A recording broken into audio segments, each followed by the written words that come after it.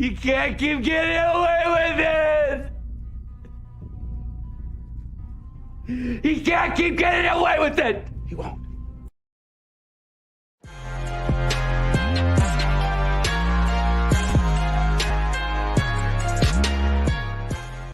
What is going on, everybody? We're here. We're live for another Saturday supporter stream. The one for March, because I had too much stuff going on in March, spent too much time traveling and doing other shit. So we had to push it till the first Saturday of April. But thank you guys for being here. I had to play the You Can't Keep Getting Away with This because I realized that I think this is the first time I've gone live on this channel since my Batman review, which is the highest viewed video on this channel in quite some time. Not everyone had positive things to say about it, but it did get viewed a lot, so that's always a good thing. So we had to play a little bit of Jesse Pinkman there. And I see Trey Courtney in the chat. I see Brandon. I see Paul Blunt, Vader's Bricks Productions, Brobafett, Trey Courtney again, Vinzinger. Thank you guys for being here. I appreciate it. And just like always, kind of the reason for this, right? It's the March supporter stream. And one thing that I have been lacking on in the past month for sure is the exclusive content for the members and the supporters and everything. And so I do need to get back to that in April. March was a literal mess. It was flying around the country, unplanned. Things happened that I didn't anticipate, but we're back. So which means tomorrow I am going to be making an exclusive video just for people who are patrons or channel members or local supporters. And of course, for the top tier supporters on all the platforms, we always do this. You guys get to come on. We get to have a chat. We get to find out who these guys are. We get to plug their channels. We get to help them grow, which is always an awesome thing. So the first person we have is Biggles. What's up? You know, just doing edits and being here and eating sunflower seeds because it's actually part of my diet. Yeah. Sunflower seeds? Yeah. Just the unshelled or actual sunflower seeds? Well, I eat these things and I spit out the shell. Okay. So I think just the inside.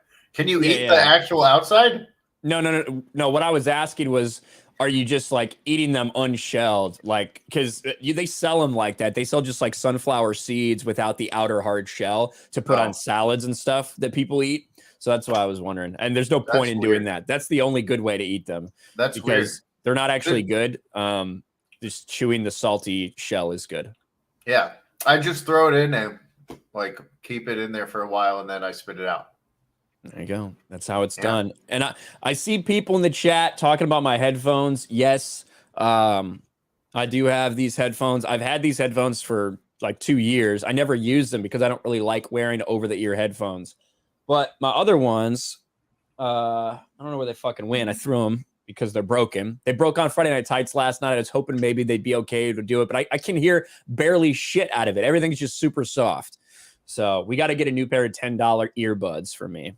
That's because that's what I prefer. I like the earbuds. I don't like this shit. I don't go all Biggles with it, but yeah, that's his preferred method. I have a big head, so it works. Well, I don't know what that has to do with it. I just don't like them being over my ear. So, and then everyone's saying you can eat the shell. You can eat the shell? Uh-huh. I mean, yeah, you can fucking eat anything. You can eat a banana peel if you want. You know what I mean? I mean, it doesn't sound good at all, but hey. I know. But we have someone else to introduce. Story Man Jack. What's up, brother? How's it going, everybody? Just writing stories and putting them on my channel. Nice, man. Keeping the grind going. I got couldn't married imagine. last Friday. There you go. Look at that. Congratulations to you. Congrats on the marriage. Was it... you guys were, I don't know how long you were engaged, and probably not too long. We were but, like 8 months. Yeah. Oh, okay. Well, that's plenty long then.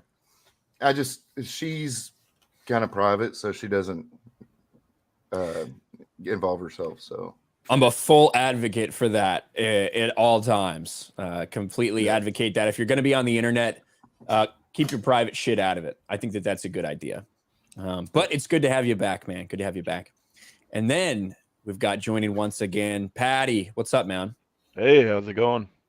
That's going good. I actually, your avatar reminds me that I went to Simpsons Land at Universal not that long ago with Chrissy and Jay. So. Yeah, well, Patty's just my nickname, and it's the first thing that came up when I Googled. You Googled Patty, and that was the first thing? Pretty much. Those images of Patty Bouvier from The Simpsons, so I was like, I would have done hamburger patty.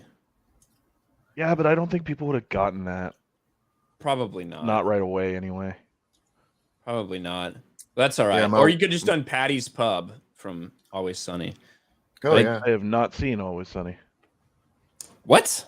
All right. If you haven't seen Always Sunny in Philadelphia, this is a recommendation. People always talking about, oh, you only talk about stuff you hate, only talk about stuff you hate, blah, blah, blah. Listen to me. If you haven't watched Always Sunny in Philadelphia, there's 15 seasons of it. I highly recommend it. I think it's funny as shit. They pull no punches. They make fun of everybody. It's awesome. So it's insane. But Ryan, didn't you like the Batman? Well, I did like the Batman, yeah, but in a rawest way. Well, no, I mean, I took points off of it because I'm so racist. So, but I did like the Batman, despite what the internet says. I loved it. I thought it could have been better. It could have been more investigative and detective, but I think the ending could have been a lot better. And I didn't love it, yeah. but I really liked it. So I think they should have ended it after they arrested him. Yeah, I didn't need the super massive ending, I don't think so, but I think it sets up for whatever they want to do next. We'll see. Probably. We also have Tim from Open Airlock Policy, who has a new channel.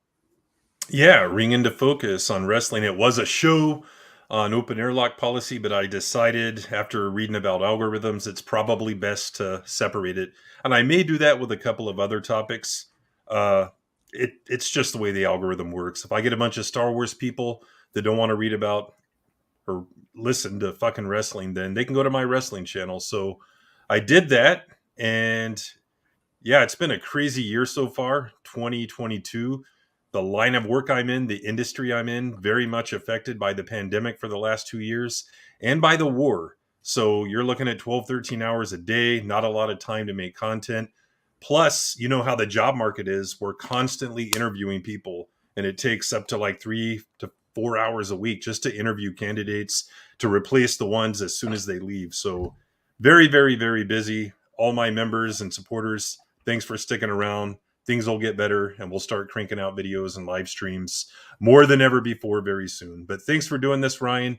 130 plus. If you just count your main channel and you're still doing these streams, you're awesome, dude.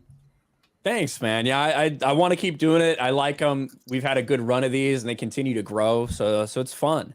And I like to do these for you guys to get the audience introduced to you guys and give you guys even a couple subs here and there, a little bump, whatever it may be. And yeah, I hit 123,000 on the main channel yesterday.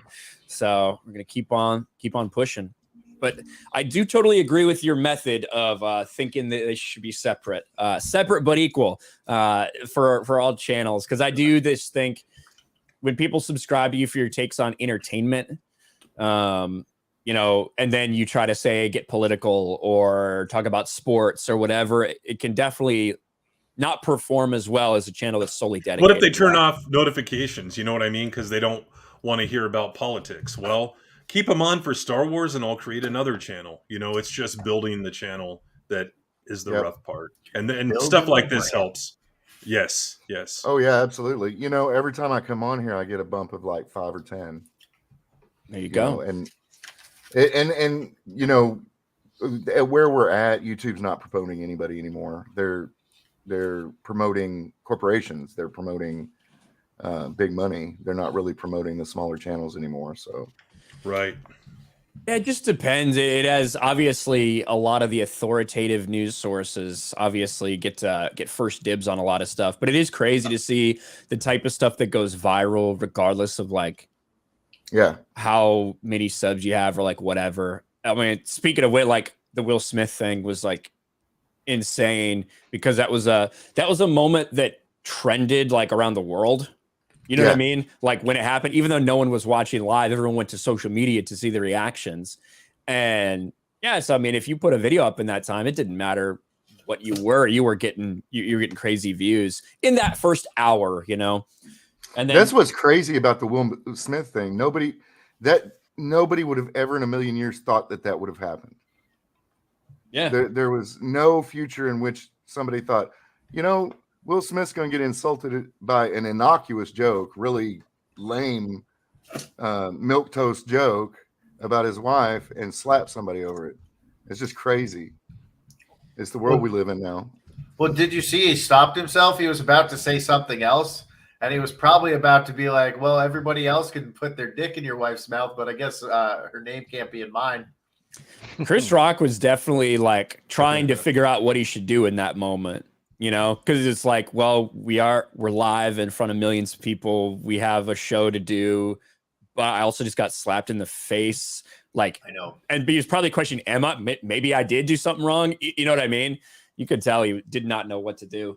But I know, Tim, you haven't like been keeping up with this barely at all, right? I made a short on it about 15 minutes after it happened because I was sitting here and I'm like, well, may as well. The short has like 500-600 views, so that's cool, you know.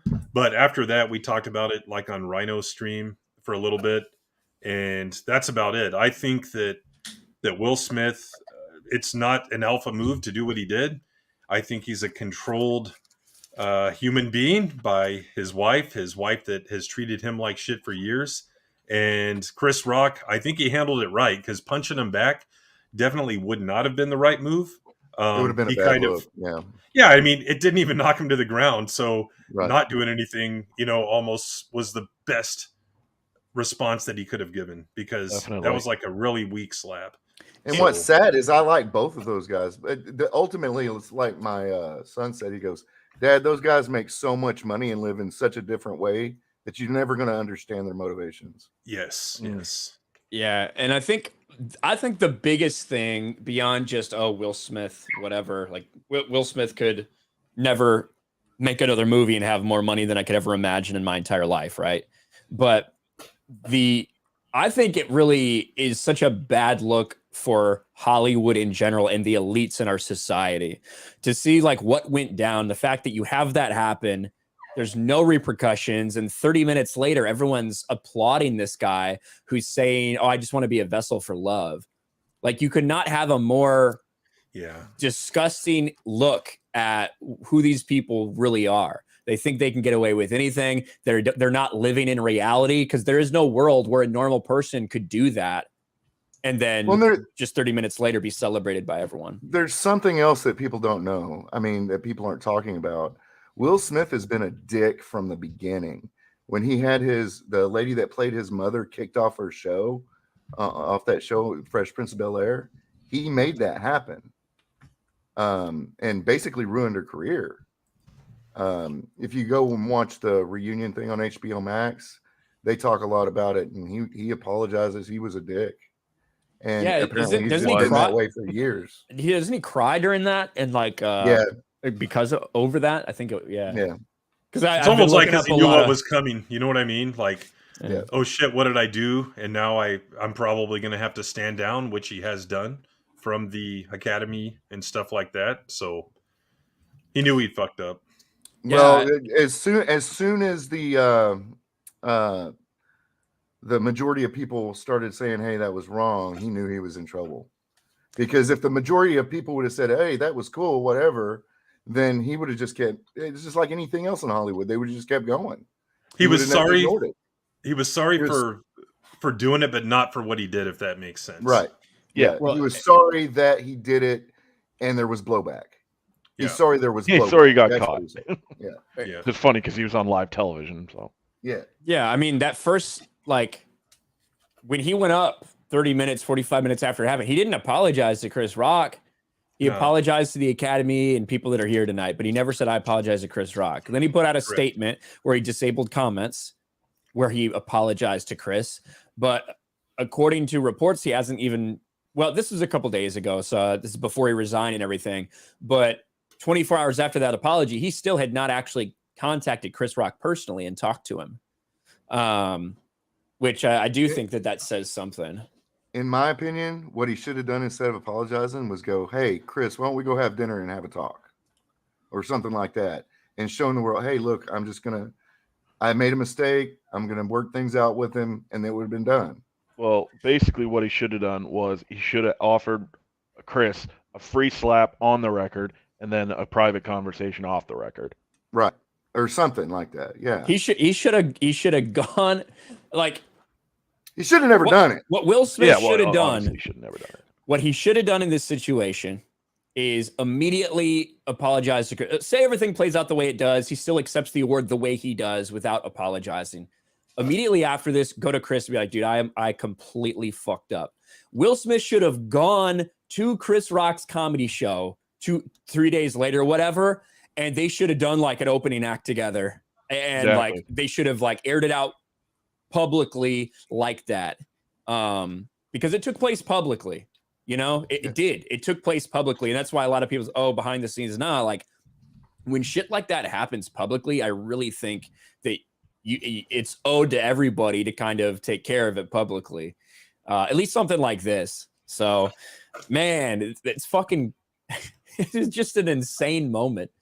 And I know a lot of people thought it was staged or fake, immediately. And I don't fault people for thinking that because we see a lot of fake shit in the media, in the news, and these are actors after all.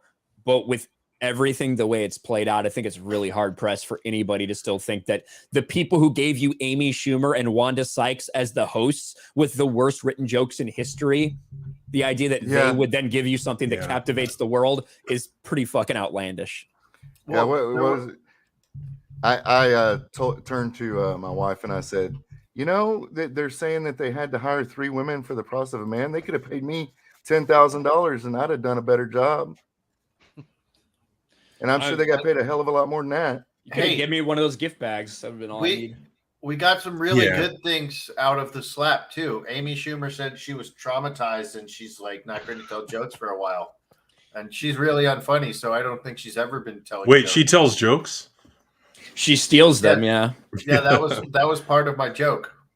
What's funny about her is about 15 years ago, she was actually funny, and I followed her on Facebook. And then maybe 2012, she was like an early adopter of SJW politics, and then she became unfunny. So it was time to unfollow her and ridicule her because it sucks when they used to be funny and then they're not. It's worse than being an SJW from the beginning, in my opinion. Well, all of her jokes were about her vagina, so that's fucking gross anyways.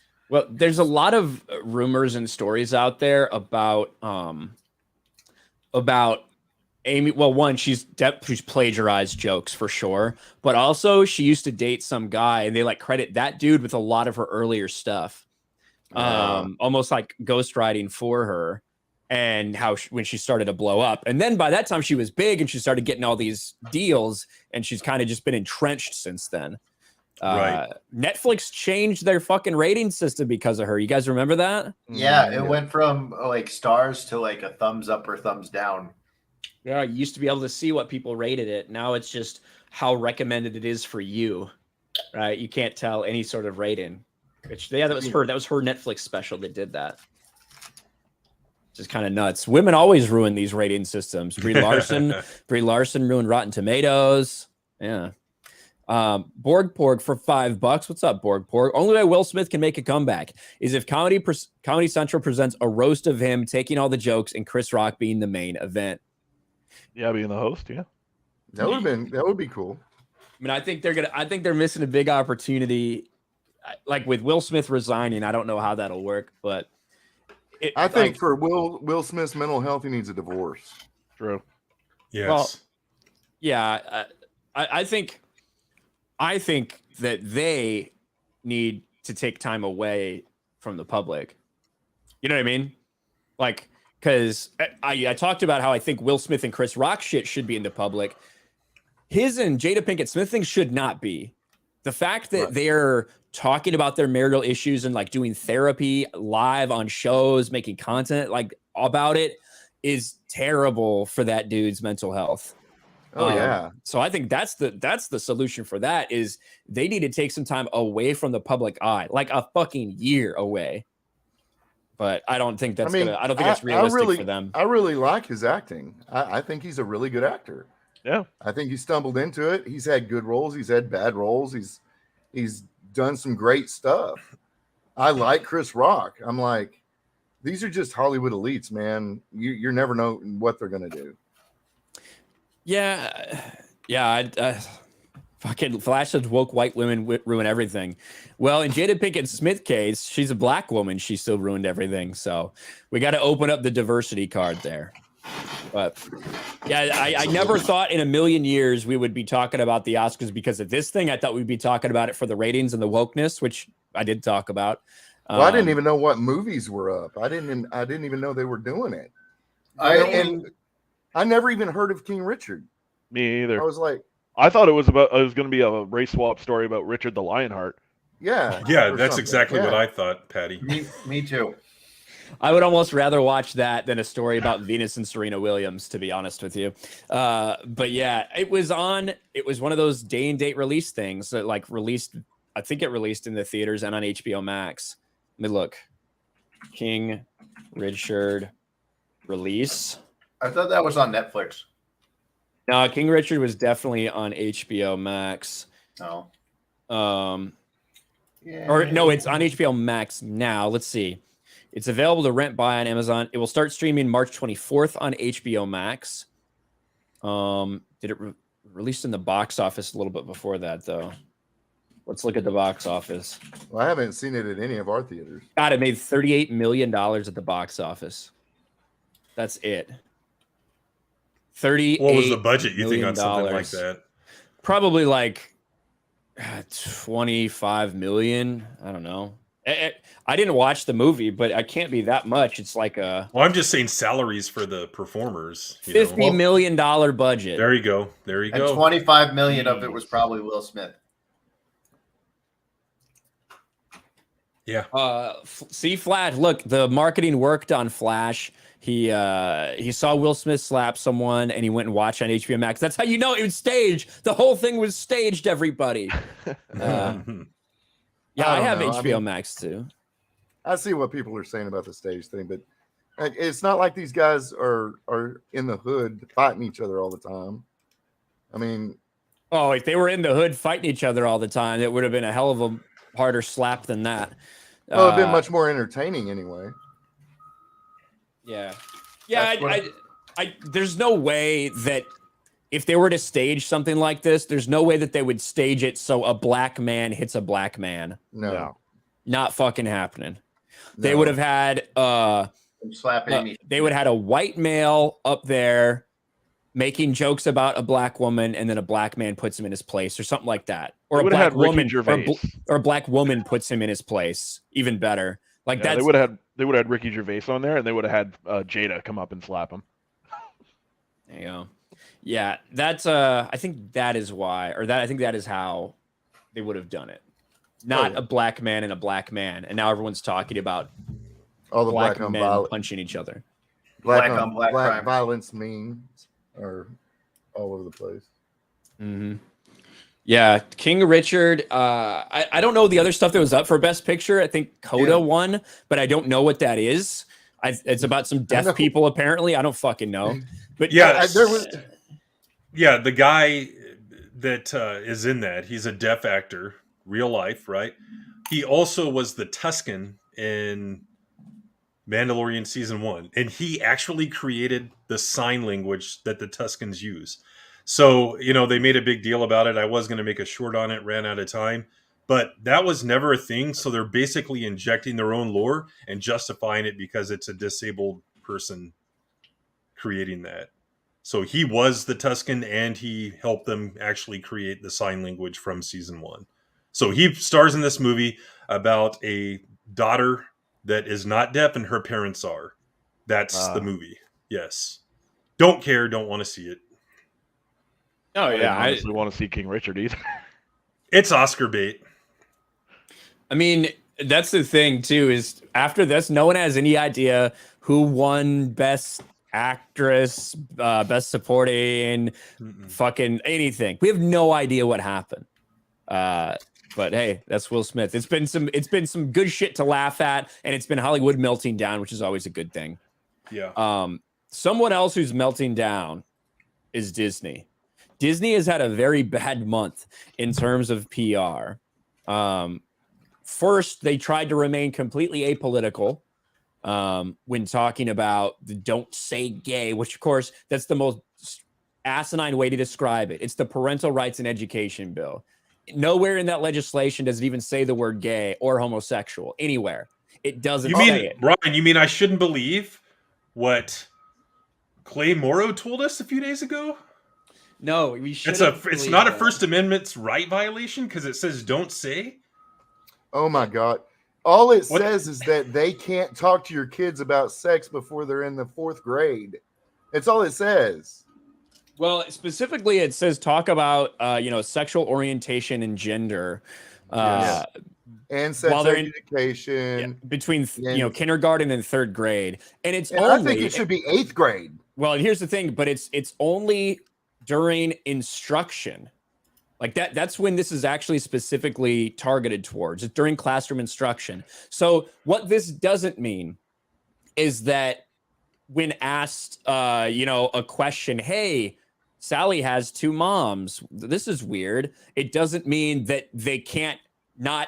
Oh, well, you can't talk about it. It's got to be, Sally has 2 moms. Some people have 2 moms, but you should ask your parents about that. That's all that needs to happen from that situation. It doesn't mean that you have to lie to parents during parent-teacher conferences and you can't tell them a little bit about yourself. It's talking about in classroom instruction time for children, that you can't be talking about any type of sexual orientation, any type of gender identification in terms of, confusion, things like that. It's so ridiculous that it's been gaslit. And I got to go back to my tweet that I put out. Let's see if I can find this shit. Was that yesterday, the one you're talking about? Yeah, where it's like... Yeah, I saw that, yeah. These fucking teachers. Hold on. Some LGBTQ educators in Florida are leaving the profession after enactment of Don't Say Gay bill. If you can't teach 5-year-old children without talking to them about sexuality, you shouldn't be a teacher. Yeah. And it's this weird thing where teachers, young teachers, assume that they are supposed to take some type of friendship role, like in your child's life, that their role is more than that of an educator, and it's not. It's not just that. It's not just that. I have a friend of mine, his daughter, about 9-10 years old, comes home and says she wants to go to the doctor and start talking about transitioning, and it came out of the blue. Well, apparently her teacher's been talking. She had a low self-esteem, and her teacher convinced her it was because she wanted to be a boy.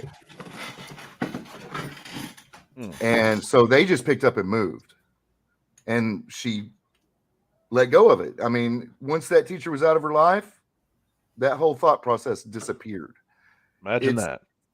It's these young millennial teachers coming out of these colleges that only teach woke identity politics. So everybody has to transition. Everybody has to do this.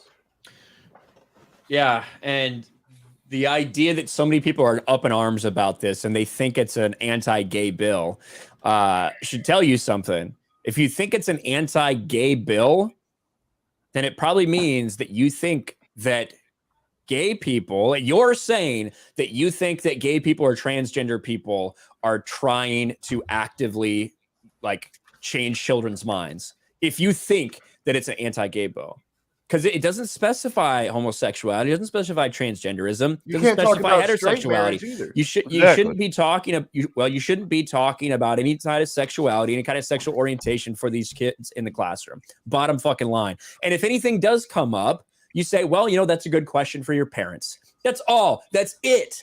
That shouldn't be controversial at all. What was it they say? The conservative have kids and far left has yours. Well, that's what they do. Well, so I think that there's been engineered for a long time to put a lot of this propaganda into children's stuff. Not just, let's turn them gay, but all sorts of propaganda, right? All the other stuff too. Yeah. Yeah, because it's very well known that if you if you target a younger audience and you introduce them to things and make them normal, whatever it may be, that will become normal to them. They're trying to engineer people that way. And I think that it's what's really sad about it is that the tensions are so inflamed that the 95, 99% of the, LGBT educators out there who are literally just teaching kids, they're doing everything the way that they should be anyway, that now it's like they feel like they need to step on some sort of line because of this shit, because they've been gaslit. So, but Disney's right in the middle of all of it. And I know, Tim, you were talking about these. Yeah, I saw Bounding's article earlier this morning on one of the, whatever you want to call them, one of the heirs. I think it was Abigail Disney. And she had this long thread on it. Oh, yeah. And dude. basically the thrust of it is that the anti-woke agenda that's out there, channels like you and other big ones, it's not the majority opinion. And here's what I want to say. She's probably right, but here's the difference. She's taking just right now, what do people think? They don't give a shit. They want to go to Disney World, right? They want to watch their shows. But once you present them with the information and say, hey, make a decision, that's when I think the majority is against what Disney is doing, not against what we're doing in the anti-woke crowd, because they don't know. People very much like to play ostrich and just ignore reality. They just want to, like I said, they want to go to the theme parks. They want to have an escape. But then once you tell them, hey, this is what the bill really is, and if you don't support people that do this, this is what teachers will be allowed to do. If you present that to them, then I think the majority will give a shit and they will be against the agenda from people like Disney. But right now they don't know. So she's probably right. The majority doesn't know enough. They're low information voters and pollsters, and they don't really know what they're giving an opinion on. It's been labeled. We have to educate them, guys. It's been labeled the "Don't Say Gay" bill. Like, you know what I mean? Yes. Like, where is that anywhere in this? You know Correct. what I mean? It's so crazy. And we're at the point where people are spending hundreds of thousands of dollars to put up billboards in Florida that just say gay. And it's hilarious because go ahead, Jack. I really hope this is the landmine that really does them in. If Florida takes away their government status, they're going to have to charge more for the parks. They're going to be regulated more. People are going to go in and look at stuff. They really need to be audited. And I mean, I just can't see giving Disney a dime anymore at all. I mean, I don't care about this nostalgia or nothing. I just can't see doing it. Their stock just keeps going down and down and down. It's great. Even though it's overinflated as it is. Yeah. It would be one thing if they were actually pushing out good products. But Right. You know what I mean? That might make the decision easier for some people, or more difficult for some people. But we do have someone else joining. It's going to be their first time on the stream, I think. We've got Arcasul coming in. What's up, man? What's going on? How you doing? Doing awesome, brother. How are you? Doing all right. Just wanted to stop on and say, hey, what's going on? It's good to see you, man. Now, this is probably a lot of people's first time seeing you. Can you introduce yourself a little bit?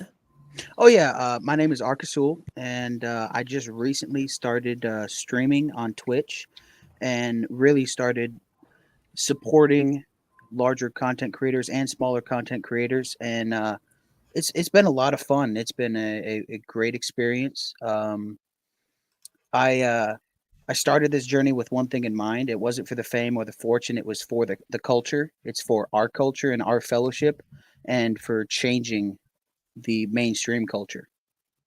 So. Hell yeah, man. Well said. Well, it's good to have you here, man. It's good to have you here. Thank you. Real quick, Stetson's Gold for £5 says, the Lost City was gross. 80-year-old Sandra Bullock fawning over special needs Channing Tatum made me ill. Killing it with the channel, Ryan. Well, thank you, Stetson's Gold. How old is Sandra Bullock? She's Not gotta be 80. no, she got to be like, what, 52? Yeah, 52, 53. That's my Say maybe guess. 60s ish. She's close to my age. I'm 48. Hey, you think she's 60? I guess she could be. She's 57 years old. Yeah, Wow, older than I thought.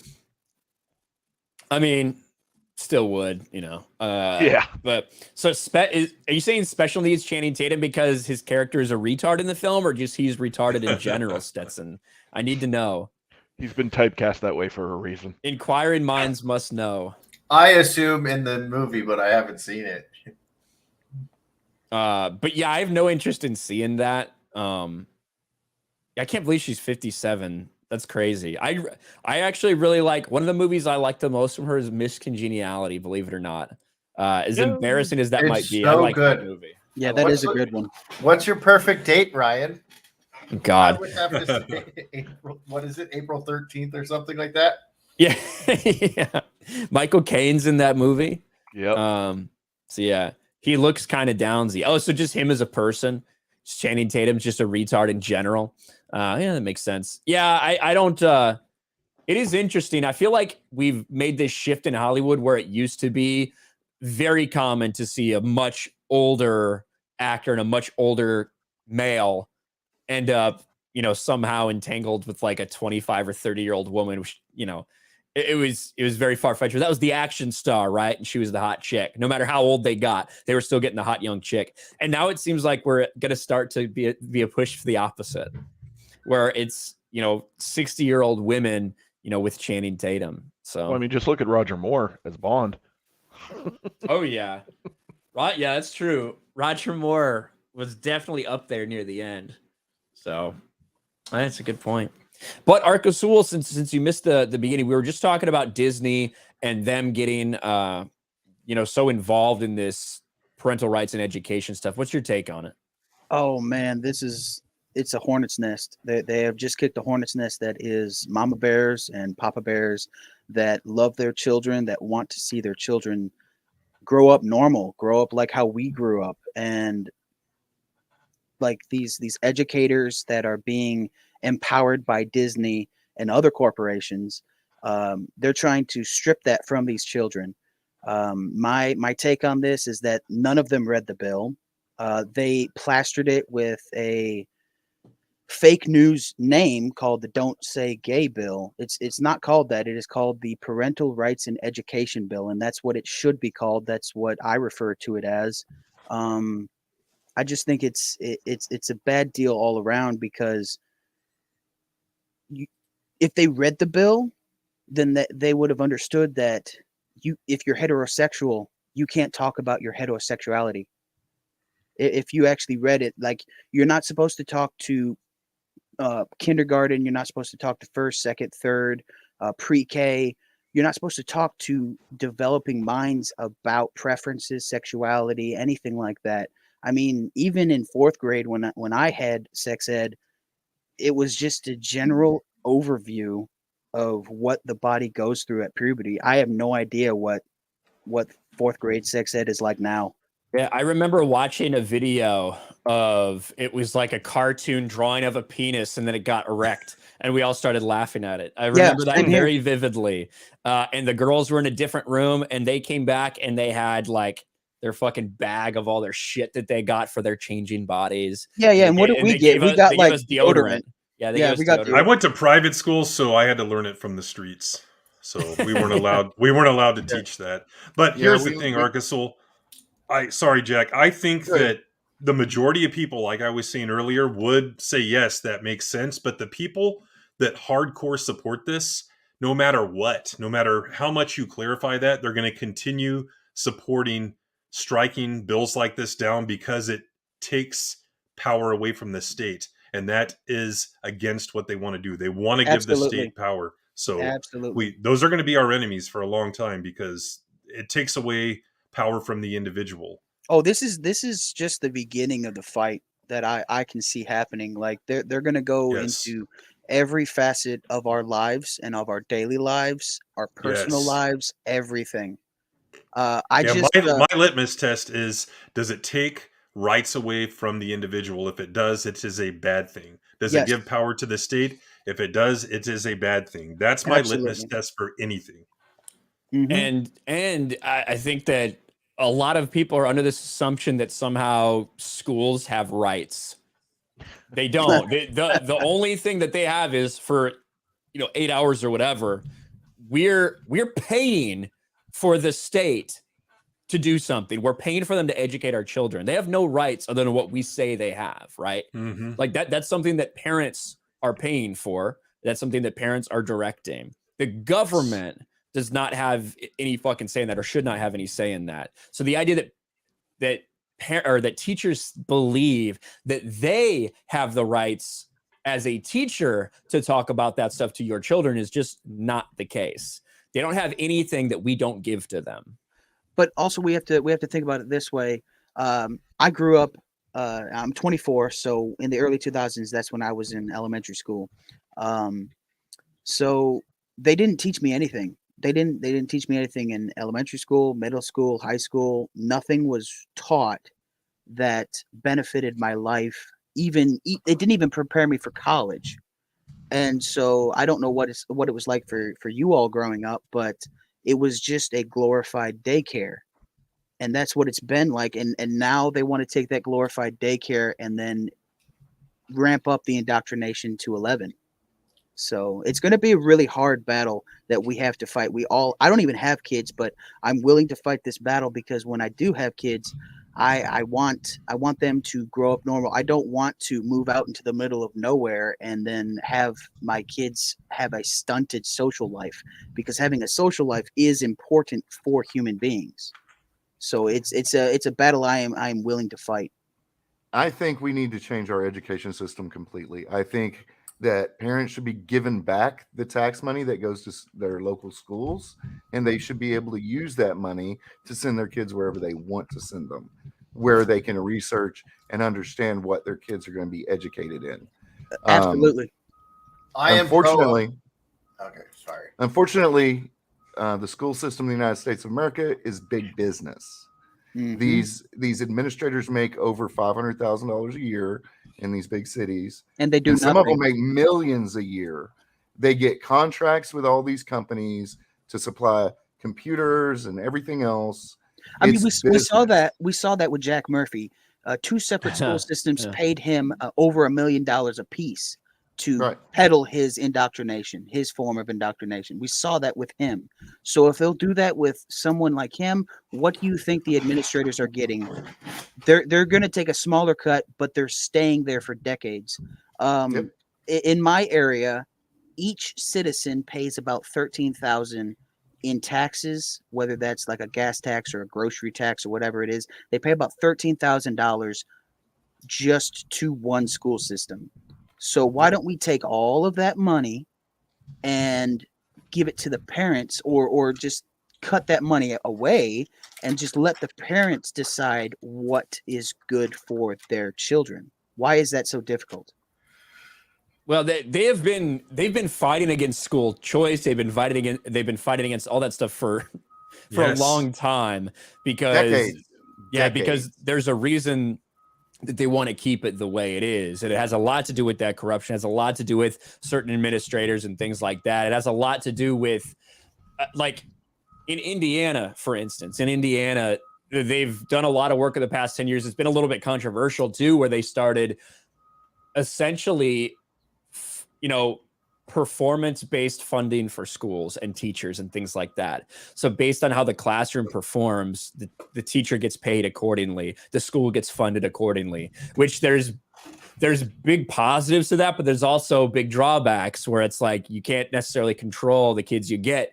You know what I mean? So Well, and you can't control where your kids can go in most places. Exactly. So I don't think that's necessarily the right answer either, but you're seeing all these schools that are trying to work within this framework. It's just not fucking working. I know No. Tim said he's going to go full RIPA. Yeah, I say abolish Oh, yeah. all public schools, get rid of them all. And if you watch Retards in Cars on the full Aussie, every single fucking retard in a car is a fucking teacher. And you don't want those fucking mentally ill retards teaching your kids shit. So abolish all. Privatize roads, privatize schools. education, privatize everything. It'll be better. It's actually funny because I have another Indiana example. Back when Mitch Daniels was the governor, when I think I was in high school, he he essentially leased out the Indiana toll road to a private company. And people were fucking mad. People were like so upset about it that it happened. But the state got a shit ton of money from that. It was able to kind of, balance the budget that had been previously fucked up. And, the fucking road stayed the same. They still did the work on it. They still did all these things. They effectively did privatize a portion of the Indiana toll road. So it's funny that we're still talking about that now. Well, if you did privatize it, you would definitely have to include some sort of caveats and protections, because Disney has privatized entertainment, and look at where that's got us. Exactly. There always has to be some give and take. There has to be a flow of some sort. Tim, I agree with you completely, except for one thing: prisons and the justice system should not be privatized. You haven't seen RoboCop? It can work, story man. Well, my brother just spent 2.5 years under house arrest for something he did not do, because the prosecutor was incentivized. If he got a conviction, he would have got $10,000 personally. Wow. Yeah, That's interesting. Your brother should have done it then. no, not what he was. No. If you were gonna Diggles is saying if you're gonna do the time, you might as well do the crime. Yeah. Well, here's the thing. If you're going to get the time, do the crime. When he finally got, they were going to start jury selection on a Monday.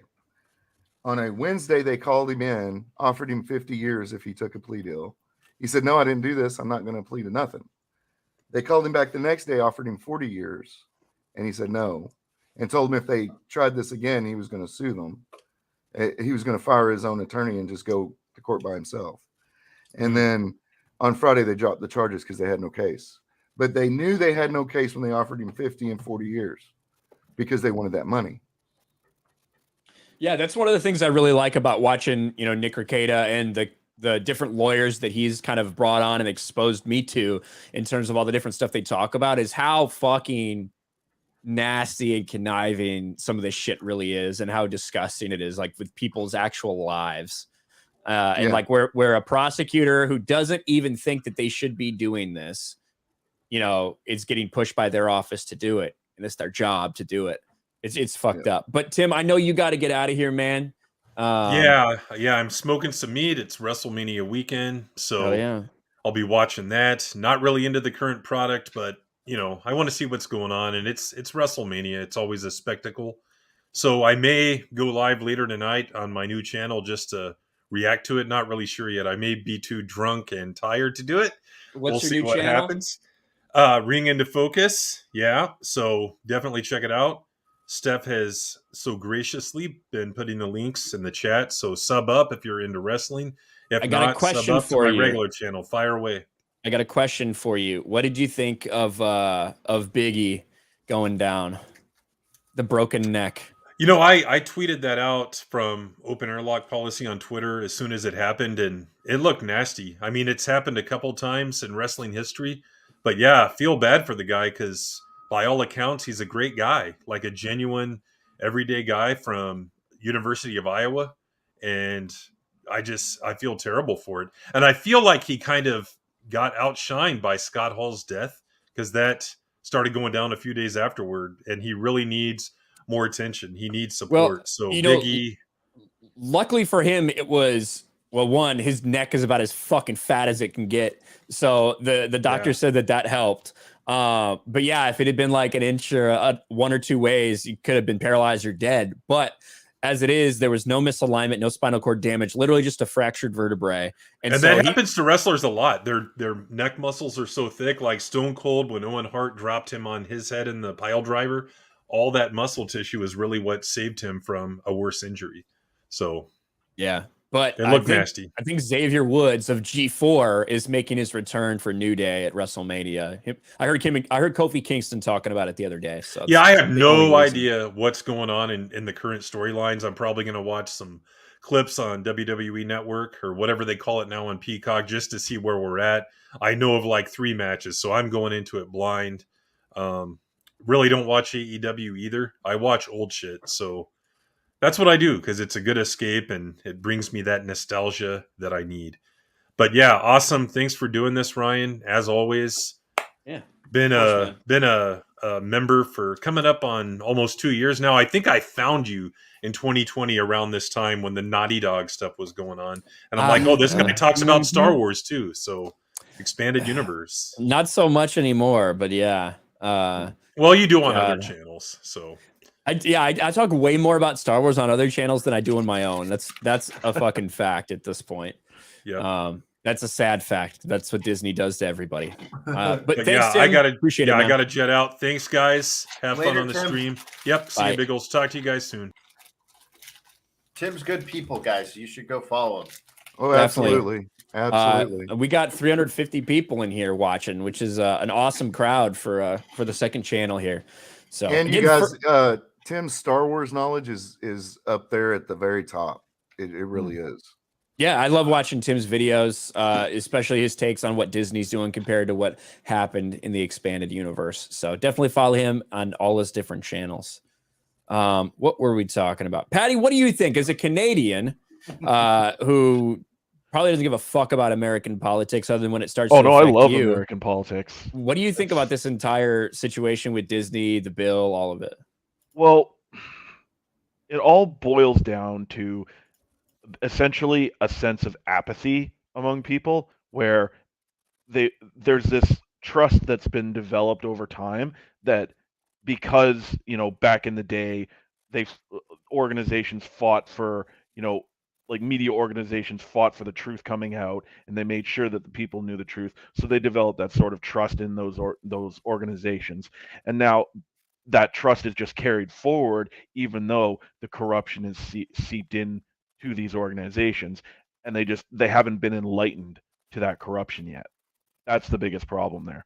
And what I would think of as a solution would be to scale back certain government organizations like the ATF, like the FBI, and then move those resources over to a sort of government internal affairs division where their entire job is to reevaluate the processes of the entire governmental system, policing, education, healthcare, all of your systems all have to be basically investigated constantly by this organization, and their only loyalty is to the Constitution of the United States of America. Well, that's the problem. That's a bold idea there. Mm-hmm. Yeah, I love that idea in theory. That's a bold idea. Like the idea of there's no oversight. You just find people that are committed to the Constitution. Oversight. You know what I mean? It's just like then we also have like the sister organizations. We like the EPA will not like correct the FDA because they're a sister organization. Yes. They have like a trust, and so they won't do anything to one another. Like OSHA will not go to the EPA and tell them what to do. That is why OSHA was saying listen to the CDC about mask requirements and the guidelines, because OSHA will not trump the CDC, the FDA, any other sister organization. They will just go with the flow, and they'll say, okay, this guy over here said this, we're just going to go with that. And so the easiest way to correct the oversight issue is that they have to publicly publish the results of their investigations so that it's on the record. Here's the thing. Just like PubMed publishes all the medical journals and everything. All of this stuff is corruptible. I mean, even if you any system's corruptible.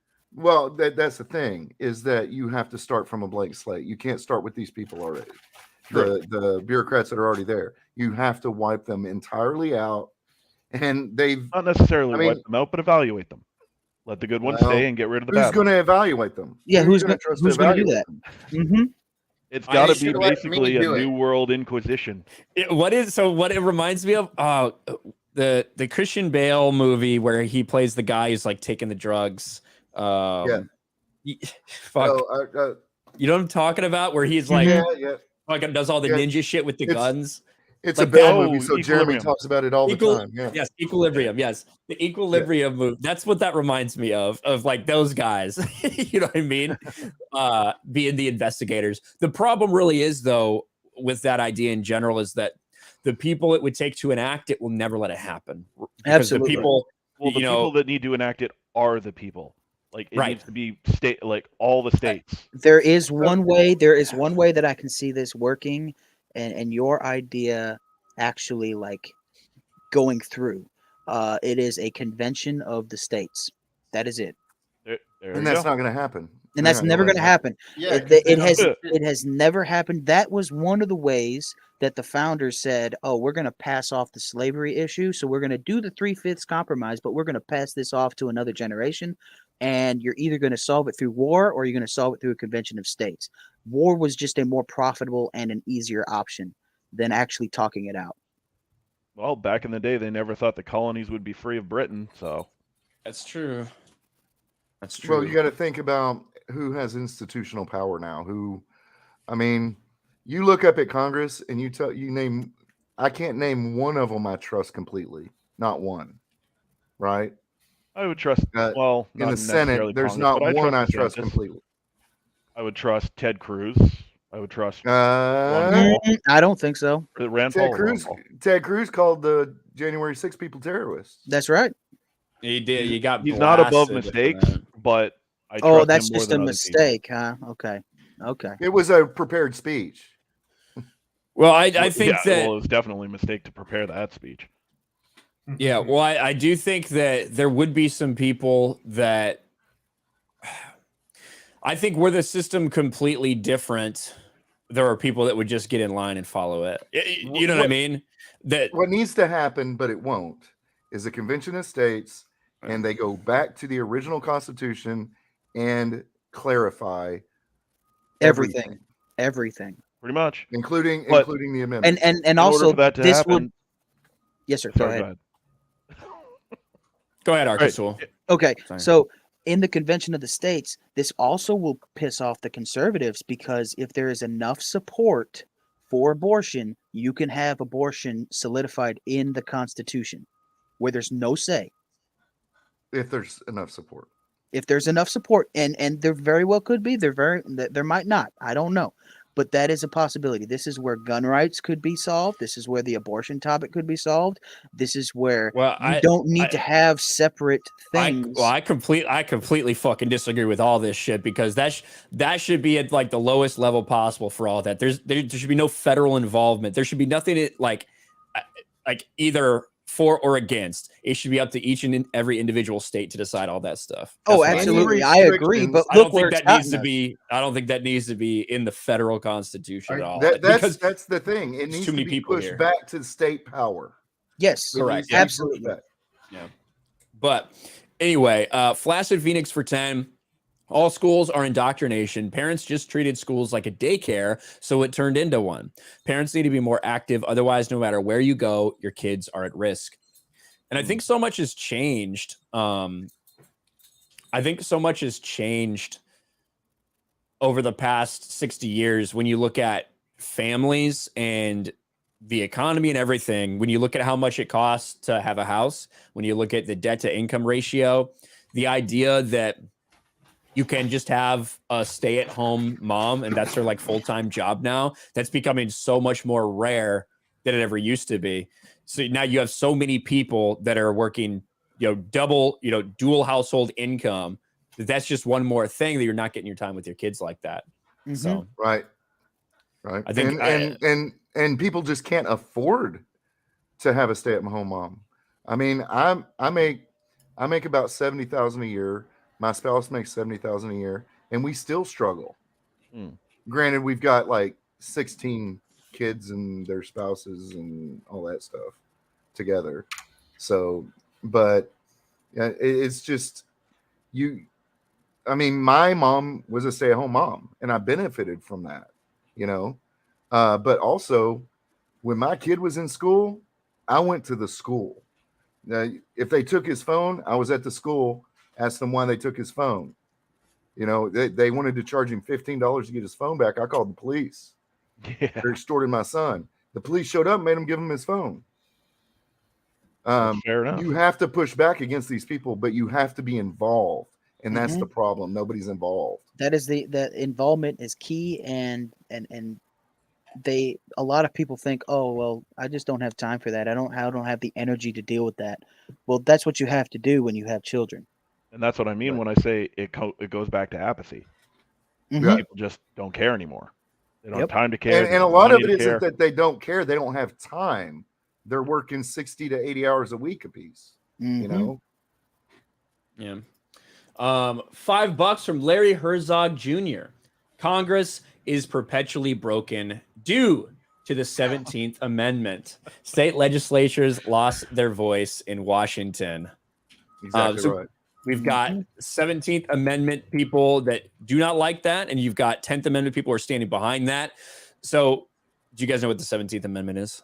For a I- Canadian, can you fill it in real quick? Yeah, so it's basically, if I'm remembering right, Larry, I believe the 17th Amendment is about the senators. So basically, 2 senators from each, from each state, which truly did change the way everything happened. And the important point was that the state legislatures nominated them, and it wasn't a vote by the general public. It was the state legislatures picked them. So Exactly. you had the people's the People's Congress was the House of Representatives, and the representatives of the actual states were the senators. So you had your House of Commons and your House of Lords, much like the British Parliament does, except that it worked better because of the power differential between the two groups. Yeah. But they ruined it with the 17th Amendment. Yeah, Which because is so then it just became kind of the popular vote, General election. right? Yeah. A general election Ah. vote, as opposed to the state legislators putting forth who the senators were going to be. So Anytime I mean? you move closer to direct democracy, things start screwing up really bad Yeah. because the mob gets in control. And who Mob rules controls the forever. mob? The media. So you've got elites in power controlling the media who control the mob, and then your democracy goes to toast. Mhm. And then you become Canada. Yeah, you end up with Canada. Thank you for that super chat, Larry. At the end of the day, the Disney stuff, it's so funny to me because this has backfired on them in such a big way. And now everybody kind of hates them. They first said, we're not political. Well, obviously they have been political. They've been political for years. And you had the kind of the left-wing activists saying, you need to do something for this. You need to do something for this. We're not happy that you're not doing anything. So then they say, okay, well, we're going to oppose it. And then they get, obviously, the entire right wing mad at them. And now you have this situation where they've come out, they've been backed into a corner. Now they're full on against the parental rights and education bill. And people on the right despise what Disney's doing and have continued to do. And then you have people on the left who don't think they're doing enough. You don't actually mean it, or else you'd put more trans people in this and that and that. So they're just fighting a losing battle right now. There aren't any more trans people. We've hired them all. I mean, there's like less. That's why they have to make new 1%. ones. Yeah, I mean, Ooh, we might be onto something here. it's it's ridiculous that's mob rule. It's not the majority that ends up ruling. It's whoever is in control of the majority. That's why representative republics work better than direct democracies. Mm-hmm. And what we're seeing with this shift towards direct democracy is it's not going to be the people, like the plebs, as they want to say, ruling the nation. It's just going to turn back into an oligarchic aristocracy. It is that now. I mean, it is that now, but it's just going to be cemented even further. I mean, when you go and you try to go to court to say, hey, we think this election was messed up, we need an investigation, and they tell you have no standing, you're like, so do we have standing to pay taxes to you? I mean, if you're not even going to check out our elections, why should I even pay you taxes? They're cowards, or they're all in league. Yeah, if you're not going to do your job, why should you get paid? I think it's a bit of both. They're both cowardly, and they're like, oh, well, if we just go with the flow, then we're going to be able to stay in power. Yeah, and then, that's one of those things like Tim Pool keeps saying, well, they were Ocean's 11. Well, motherfucker, Ocean's 11, what they did was illegal too. Yeah. If you change the rules so that you win, it is still cheating. Mm-hmm. If I sat down in a Monopoly game and said, okay, I'm the only one that gets to start off with money, That's the new so rule. I can win, that's the new rule. That's still cheating. You know what isn't cheating in Monopoly? When no one's looking, you take money from the bank. That is true, because you know damn well the bank's going to take every opportunity it can to fuck you over. Exactly. That's right. Or in life, you sneak a couple extra life tiles. Nobody needs to know about it. Mm-hmm. Yeah. So, I played way more life than I did Monopoly. Monopoly took way too fucking long. So I played a shit ton of Monopoly life. always ended up in Oh. fist fights at our house. Life was the better game. It was funner. As a Yeah. Canadian, I prefer sorry. Oh, God. Sorry. Oh, sorry. That's pretty good. Oh, we played some Sorry, and is it Trouble or something? Is that a game? Let's get into trouble. Trouble. Yeah. Trouble, yeah. Yeah, Trouble. Yeah, Trouble. Had the little pop thing that had the dice in it. Yeah. I had the Mousetrap. Is that a game? Mhm. Yeah, Yep. that's the No, game. it's Hey, right. it's like Yeah. it's a zany action, a crazy contraption. The fun is catching Wow, Mousetrap. you're yeah. reaching back in the old days, Ryan. Yeah, Damn it. man. Flashbacks. That thing was a pain in the ass because you had to set up that whole board with Yeah. like a bunch of crazy shit. But yeah, I do. And you remember played that. for what, like 15 minutes? It was a really Yep, short works, game yep. in comparison to how long it took to set it up. Yeah, I think it took longer to set up than to actually play the game. Oh, that's true. You know, it's Yahtzee. I don't even Oh, think yeah, of the Yahtzee. game anymore. Whenever somebody says Yahtzee, because I watch too much YouTube. Oh Mhm. yeah. I never got into Yahtzee. I was never a fan of that shit. Fucking rolling Oh, a it's bunch just of dice. cards. Yeah. It's just cards. Isn't Yahtzee dice? I thought that's what that was. It's dice, but it plays like poker. Oh, okay. Poor I Ryan played- would be rolling a lot of dice. All right, here's a question for everybody. Has anyone heard of the card game Euchre? Yes, Yes. love it. I've heard of it. Now, so where are But of you? course, I am a Yankee, but I live in the South, so Yeah, where are you originally? Like, what area are you originally from, Arcasul? Michigan. Okay, there you go. Yeah, so for me, pretty much just the Midwest is like where it's primarily played. You won't find too many people from outside the Midwest who have heard of it, even, Mhm. which is kind of weird. But yeah, Euchre, I really like Euchre. It's basically a way better version of Bridge. Oh yeah, Ah, absolutely. Yeah, it's much more fast paced and shit. But it's jacks aren't necessarily always jacks, depending on what Trump is. So, but Mhm. someday I'll teach it to you, Biggles. Someday I'll teach it to you. Oh, I don't think know- Biggles would have a blast. I don't I know. have you Euchre know- on my fucking phone. I had to play Euchre on my phone while on a 5-hour fucking flight because I forgot to download anything. So I had to play Euchre for like 5 fucking hours on my phone, which is the only reason I Ouch. had it in my head. Nice. Most of the card games I play, I have to kill the opponent. So I don't know if that's like as fun as like. Well, you know, I growing up, what we played was we all sat around the table playing penny poker, or you know, that kind of thing. Oh We yeah. didn't really play those other games. Yeah. How far is that truck gonna back up, Biggles? Well, it's been working nonstop, like at 1 a.m, and I don't know. It's never wants to stop. It's basically Amy Schumer back there. It's beep beep beep beep beep. But I'm sorry. Yeah, it's I'll the just Amy mute myself Schumer forever. warning. Yeah. It's the Amy Schumer warning. Something else. Oh, actually, that fucking reminds me. I'm supposed to release a video. Speaking of the Halo series, Oh my gosh! Oh my word! has anybody watched that? I No, can't. I haven't. I pirated it, but I'm I not couldn't going to finish waste it. my time. It's one of the worst things I've ever seen. Somebody sent it to me, which I appreciate. I appreciate this person for Google driving it to me, but it's one of the worst things I've ever seen, to be honest. Is with it you. really? Because it's so not Halo in any way. It's like a CW show. Oh Like, yeah, absolutely.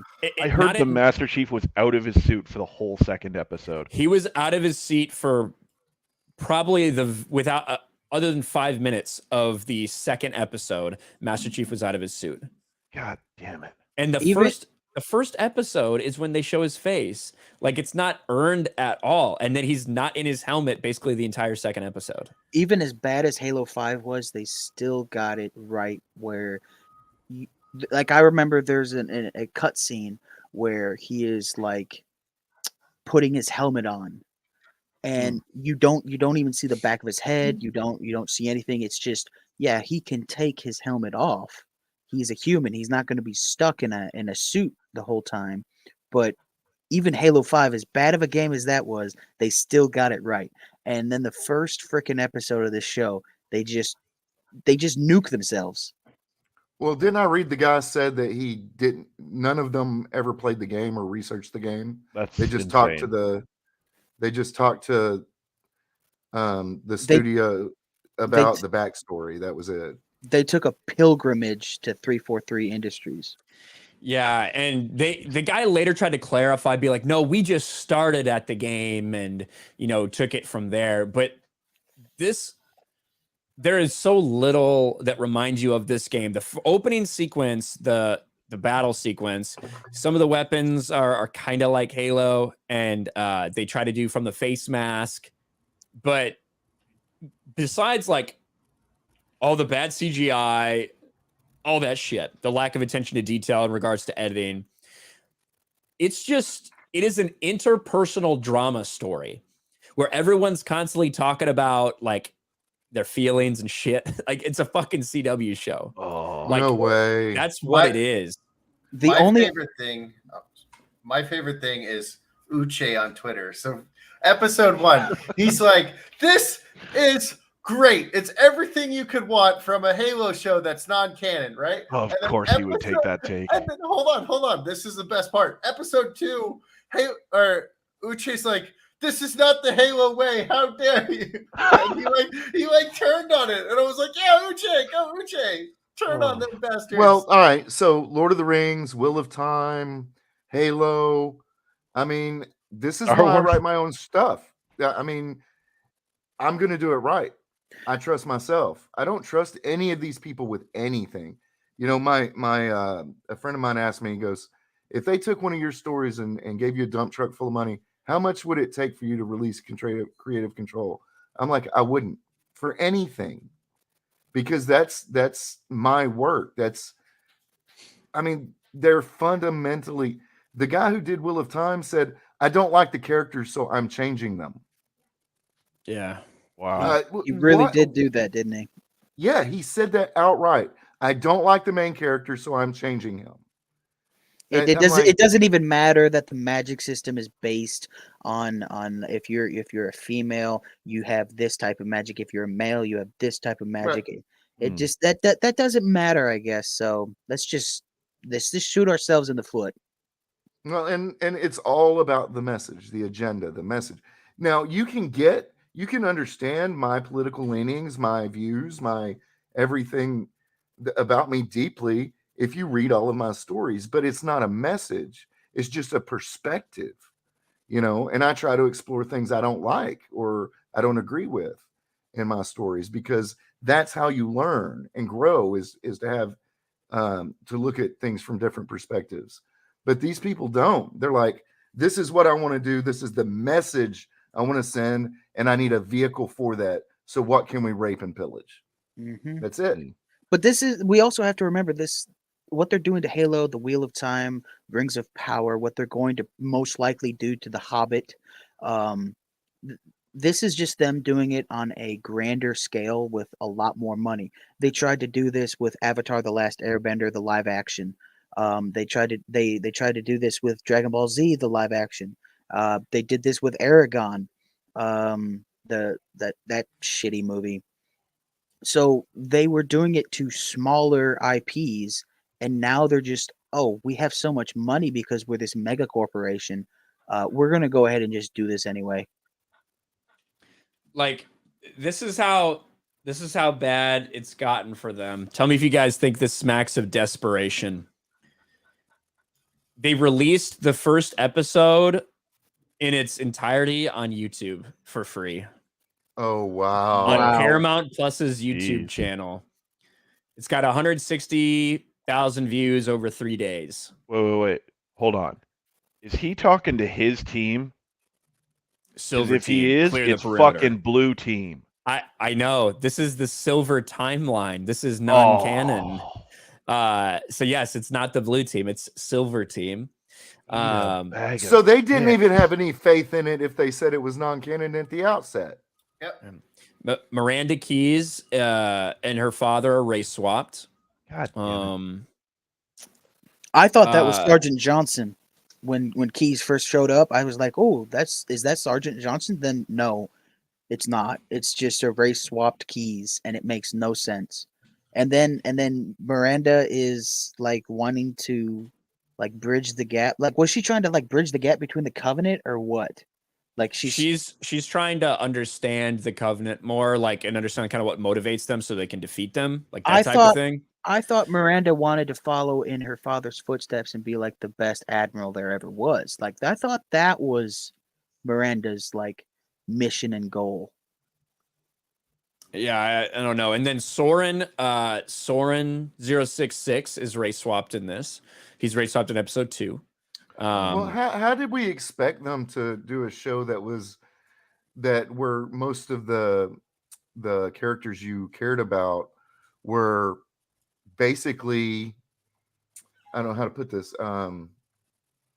They loved their government. They were fighting for their way of life. They're standing up for their way of life. Yeah, it was the government versus the colonies. Yeah, this is something that they would never. I mean, it's like the kind of people that fought in World War II. These were the type of people that were fighting against the government to save their way of life. Kind of a populist thing for the people, for us to survive. And that's not the message that Hollywood wants to give. And this is now forever seared in everyone's mind, the face of Master Chief. Great. In the first episode, to show a young, strong female that she can trust him. So, and then he has it off virtually the entirety of episode 2. He has his armor off almost the entirety of episode 2, not just his helmet, his entire armor set. Oh, wow. Like, I liked him as Mad Sweeney. And aren't they genetically manipulated and stuff? Aren't they supposed to look different? Yes. They are genetically engineered and indoctrinated, I believe, from the time that they're 6.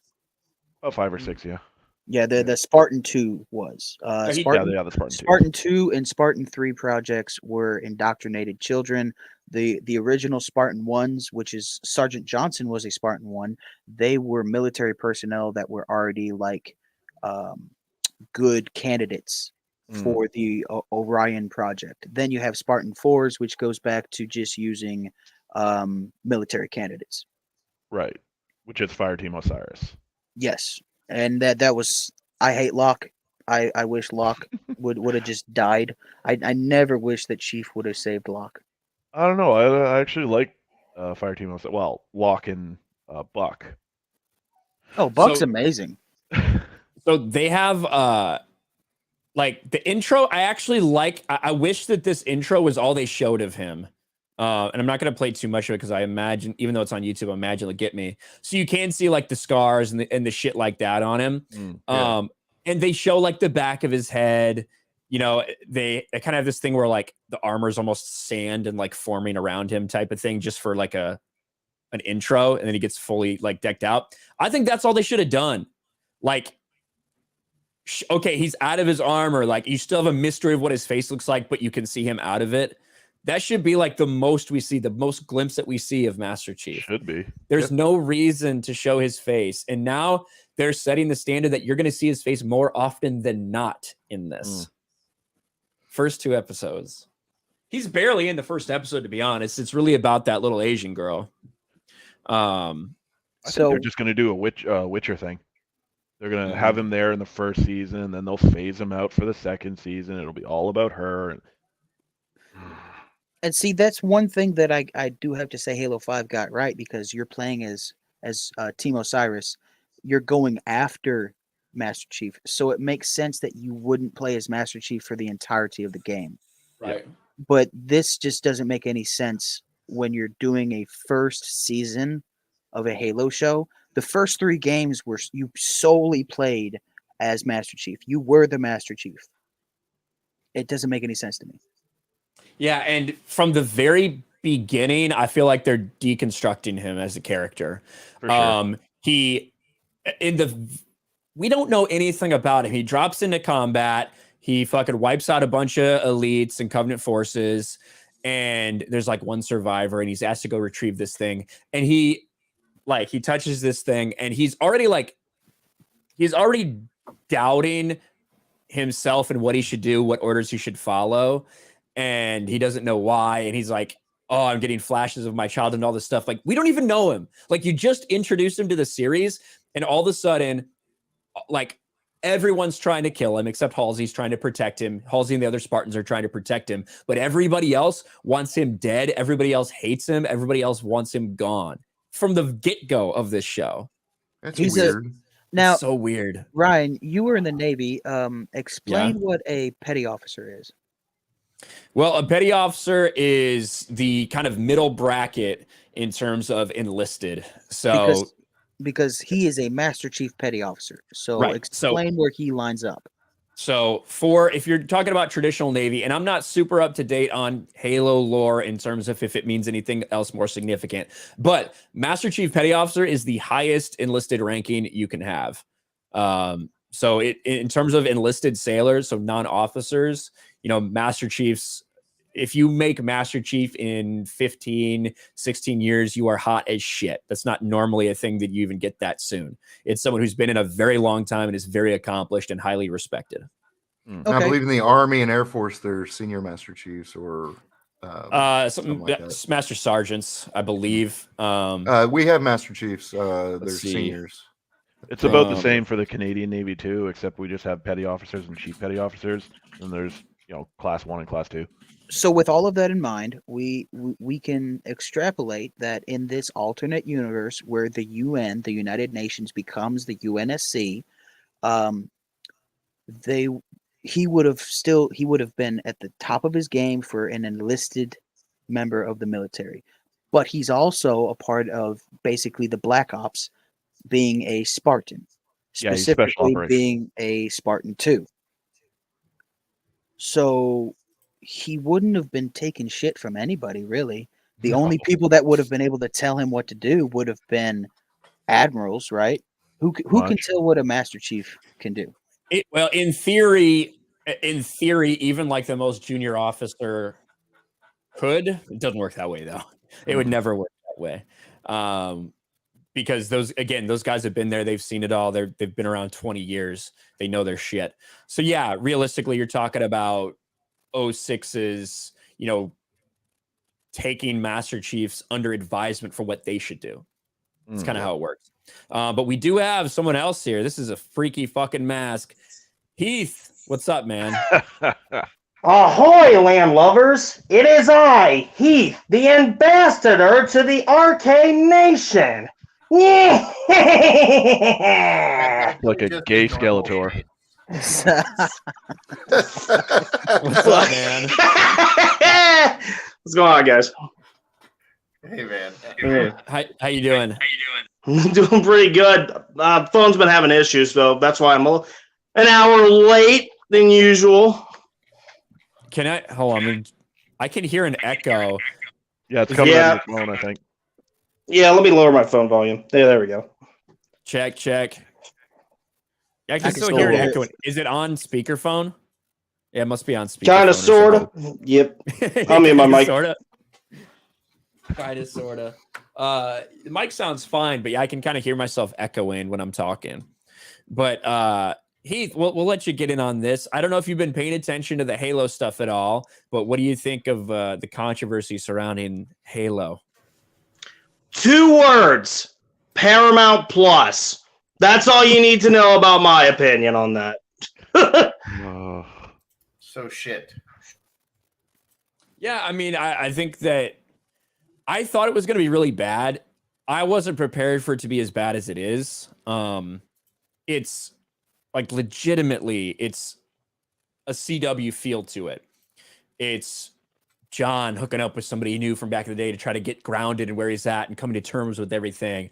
It's like Miranda upset that she's not getting enough attention or enough funding because Halsey steals all the spotlight, and like she's going to her dad to complain about it and shit like that. It is weird and doesn't feel at all like Halo. That's the real problem. It's not even necessarily that it's non-canon. But I think we all know the reason they went non-canon, so they didn't have to stay true to anything. They could race swap any fucking character they wanted. They could tell any story they wanted. And it's not like, oh, I don't think too many people are saying you should just take exactly the story from a Halo video game plot for plot and then tell it on a TV series. No, but you could tell a story that still fits into continuity that feels like those games. This definitively does not. If you have an hour, it's for free. You can watch the first fucking episode on Paramount Plus. You can head over there and actually watch it because that's how desperate they are to get any attention. I might subject myself to that. You know, I mean, I'm just too busy to waste my time with something I know I'm not going to like. And I love those games, you know. I've had it on while I was like editing and doing other shit. That's how I watched it. Oh yeah. And this was I watched it before it was available for free. Someone sent me the link to it, which was very nice of them. So I was like watching it as I was doing other stuff, and I'd like pause to record a video, then I'd edit and make a thumbnail while it was on. So it didn't really feel like it was a waste of my time, but holy shit, is it fucking bad. Well, at least if I watch it on YouTube, I'm not giving Paramount any money. You give them a little bit of ad revenue, but that's about it. So that ain't like shit. 10 cents off my view. Yeah. But that's the thing, to put I can still hear ourselves echoing, Heath. Oh, shit. I have a Bluetooth in here. I'm just trying to pick what's good. Yeah. So the idea of them putting something that costs $100 million, this is what this is, $100 million a season for Halo. They wasted their money. That they would make that available for free on YouTube. Says a lot, especially when a video I released on the same day, my Zoe Kravitz video has like 190,000 views, which my budget was in the spare room of my house, and all my recording shit. Like that is bad news for them. The fact that it got so little attention after they made it available for free. Wow. Well, I mean, I put my stories on there for free, but I'm not, I'm spending like $100 a month on everything I use to make my videos. Yeah, that's the thing. It's like our production value is incredibly low. Our production cost, I should say. Our production cost is incredibly low. My production value certainly isn't very high. Others is better than mine for sure. But yeah, we don't have that overhead. $100 million fucking dollars, and you end up releasing on YouTube because that's how desperate you are. They're also giving away free Paramount Plus subscriptions for any Xbox user, any Game Pass user. To try to get people to watch, and I don't think that's working very well either. Wait, it's like a CNM Plus thing. We'll give you half off for live. Please just sign up. Oh yeah, Game Pass tries to do that with a lot of stuff. Like you get Spotify, Hulu, stuff like that. It's just it doesn't work. I wonder what the numbers are. It's just a marketing ploy to try to boost their numbers up. Like Peacock does the same shit. Like WrestleMania is happening tonight. They're doing the same shit just to get their viewers up for WrestleMania. So it's been a common tactic for these streaming sites. It's bad. Yeah, we saw Disney Plus launch that way too. I remember I got with my Verizon deal, I got 3 years of fucking Disney Plus, just because I had the right tier of Verizon cell phone service. You know what I mean? It's not like, oh, you had to pay more. They just fucking gave it to you. I wonder how many of those subscribers are still there. I wonder how many of those subscribers are paying now or what. But it's kind of crazy. Well, I mean, with that, they're just counting on people not canceling their subscription. So. Well, and they get to bump their initial numbers, Yeah. So even people that just fucking sign in and don't even watch anything, they can count that as a subscriber for them, for the stock. Because that's what it all is, a fucking shell game for them. Well, I mean, that's really all I had planned to talk about, guys. Is there anything you're feeling super passionate about the past month? Yes, I would. What, Biggles? So there is this new channel. It's called Geeks and Gamers Tabletop. I don't know if you've heard of it, but there's this really cool editor on the channel. You know, he does all these cool things.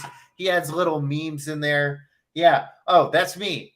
Yeah. So go check out that the tabletop channel by Geeks and Gamers. Okay. I work very hard at those videos for these guys. And we just did Ryan's, and we're going to preview that, I think, in like the next couple days. And yeah, go check it out. And all we need is Jeremy to give me the team's invite so I can be officially part of the team. But yes, go check this out. There is a teaser that we just made right there. And we can watch this teaser. We'll watch this teaser here. So there's this little teaser right here. And it took all of my strength not to just post memes that shit all over Epic Mike the entire time I was making this teaser. Because if you watch it, you'll see as the official hype man of RK Outpost that shouldn't be tolerated. But I had to be somewhat professional. So go ahead and play it. All right, so the story is we are all doing well, not we all. Well, there's about 6 of us who are doing just a very short D&D campaign as the first thing that we're doing for it to kind of get a couple people acclimated with who've never played before. I've played like half of one campaign, so I have some idea of how to create a character. And for this that we were doing, the Roll20 site that we were using, you could just take standard stats or you could roll for stats. And I knew that rolling for stats is a little bit of a risk when I could just take the standard ones, but I wanted to do it anyway. And we'll just let it play out.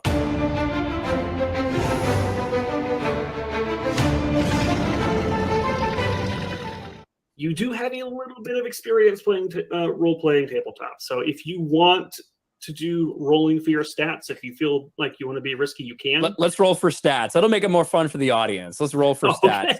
We might have a really great character, or it might be really bad. So you got that's not bad, actually. That's pretty good. That's great. So that means I've got one. And those squeaks I find really fucking annoying, Biggles, by the way. I thought it was hilarious. We should find another sound.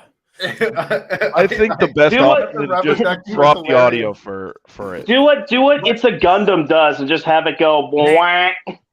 So, but it's not a swear word. It is he's hiding what my stats are because we're not going to show those until the official one comes out. It's just a teaser. So I think that's what gotcha. And in the comments, they were like, "I don't think you should bleep out swear words." And I was like, "I wasn't. I swear, they're just numbers." Yeah, I know, but we need to work. No more fucking squeaks. But I thought the rubber duck was hilarious, and I couldn't find a normal quack. So, all right, here we go. And the rest is. Yeah, those are really good stats. That's actually like an incredible roll. Average, yeah. So that's an incredible roll. Really worked out for you. That's how it's going to be in this playthrough, guys. Just so you know, we're going to dominate. That's pretty good. That's how you play the game, guys. Just wanted to teach the women that. So they didn't want to take the risk. I risked it, and we win. You know what's going to happen, right? You know what's going to happen. Mike's going to roll for stats or something. Yeah, Mike's going to roll for stats because he saw you get all these, and then he's going to get like 8s and 10s, and then he's going to be pissed at you the whole game. I hope so.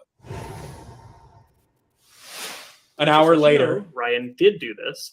You could roll for stats if you'd like. 100%. 100%. I'm going to roll for stats. And just so you know, Ryan wanted me to specifically tell you that his stats were awesome. Like that fucking means anything to me. I mean, wow, congratulations. What good are your stats if you die in the first combat, you know? But that's fine. It's none of my business, right? You know? Wow. And there's your stats. Oh my God, you've got a look at that. Wow. The squeaking is really bad. Like all the high stuff. It's like hilarious. It's a famine out here, apparently. Wow. Yeah, you're gonna have some severe dumb stats, but yeah. Starting with this is pretty good. And So Mike took the bait. We bragged about my stats, and then Mike rolled for stats and got a shitty fucking character. So that is going to be perfect. So just so you guys know, those of you who've never played Dungeons and Dragons before, if you think, well, I don't have that great of an imagination, this will open it up. I guarantee you, I wouldn't be able to write stories or come up with ideas if I never played Dungeons and Dragons. And like I said, I was born in '74 and I started playing Dungeons and Dragons in 1981, and I've been playing my entire life since then. So it really does boost a person's imagination greatly, and it makes the world a better place when you can do that. Yeah, and I'm looking forward to it. I think it's going to be fun. I was told the girls' characters, they like spent way too much time like on backstory and like spells and shit. They always do. Yeah, I'm gonna actually teach them how to play. So, and Mike, well, I mean, if they get really into it, that backstory will help them a lot. But this is the first time for a lot of people, and we're not going to play with these characters for very long. It's going to be like a very short, like introductory kind of half campaign. Yeah, you know just what I mean? like a level 1 or 2 quick dungeon. Yeah, exactly. And in the future, if you do like it and you want to sort of change the settings from like fantasy, you could always play Shadowrun because that's more of like a cyberpunk futuristic one. And I've got the old Star Wars role playing game from the 80s. I've played the Star Wars. I've played the Star Wars RPG fairly recently, so that's my tabletop experience. I've done one Star Wars and I've done one D&D campaign. That's it. So, but yeah, it should be fun. Should be very fun. I can't wait for the full video to come out, Biggles. And you know what? We wouldn't have either of those without Tolkien. Yep, that's very true. Very correct. Yes, sir. I'll just let you know there's no squeaking in the new one. Good. I get what you were trying to do there, but it was all just because we didn't want to reveal the roles yet, because we're waiting for the actual the full. Because I mean, I recorded for about 30 or 45 minutes or something with a rude eye for building my character, and then Mike did the same thing. So we'll premiere both those in the next couple days, I imagine. So.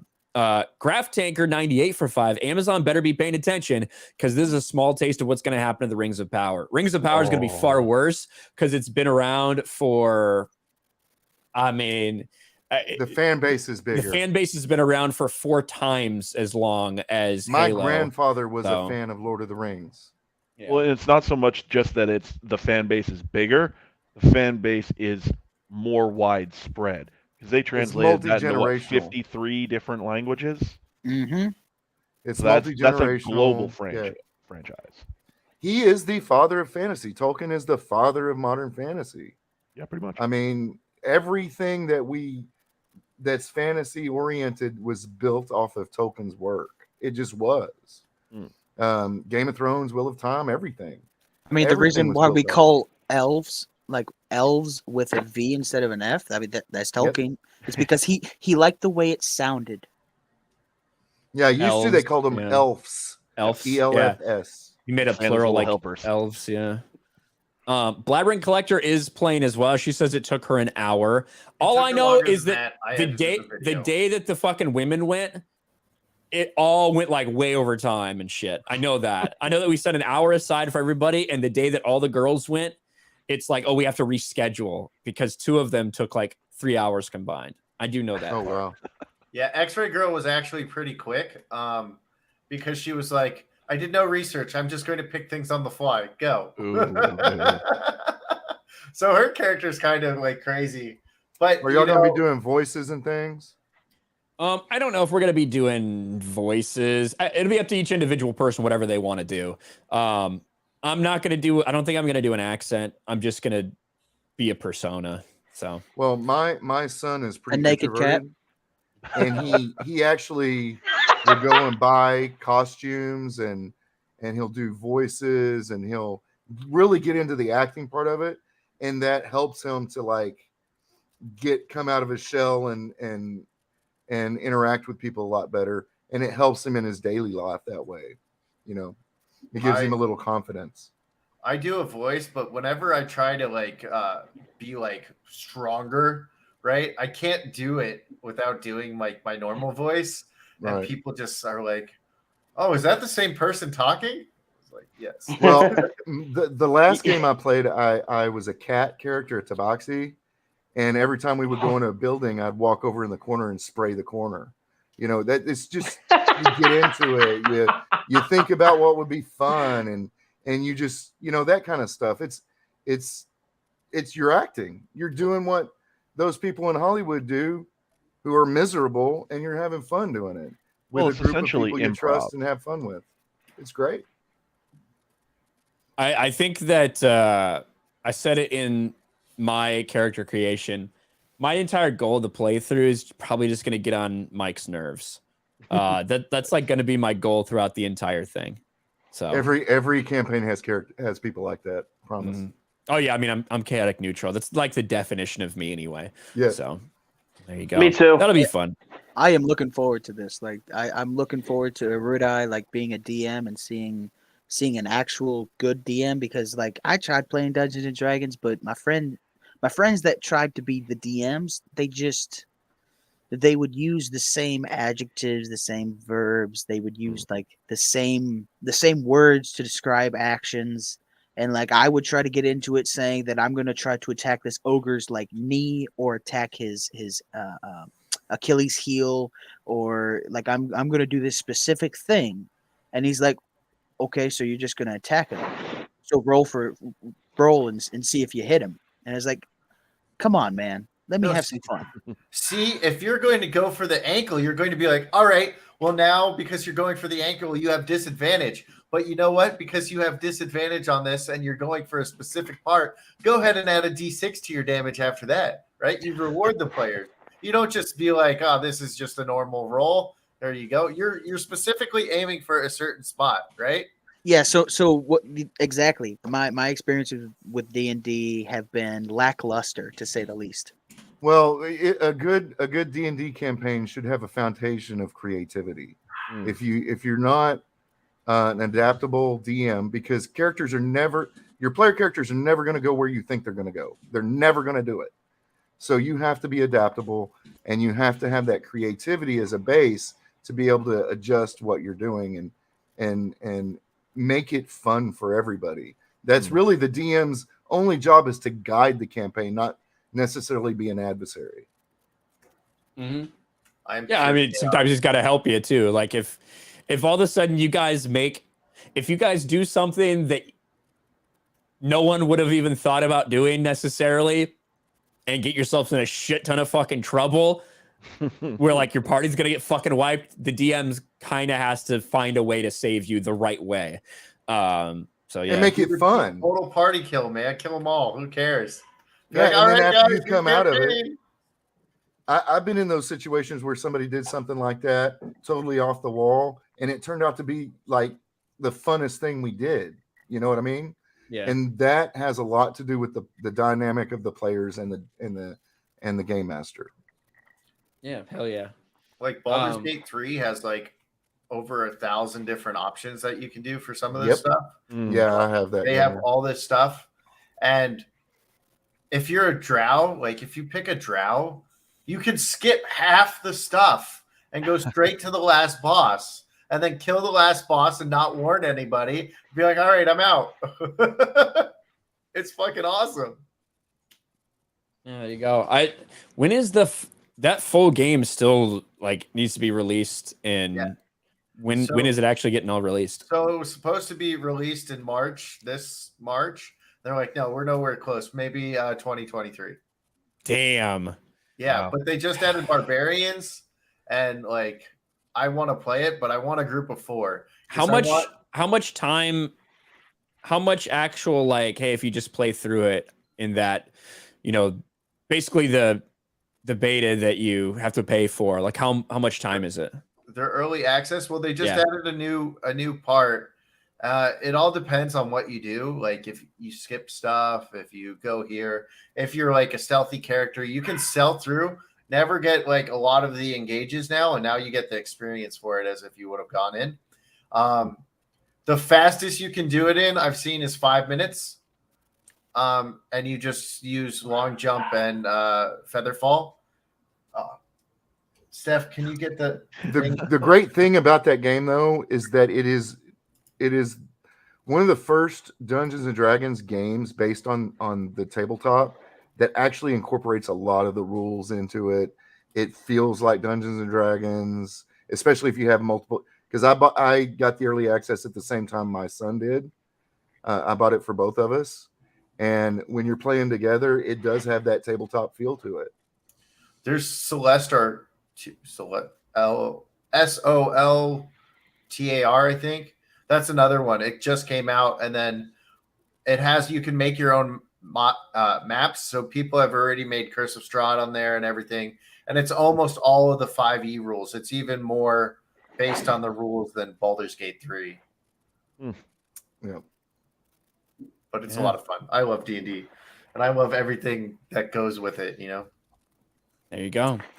Well, with that being said, we're closing in on 2 hours, boys. It's been a fun time. Biggles, you just plugged G&G Tabletop. Is there any place people can find you where you're actually making your stuff? Yeah, it's youtube.com/BigglesMets.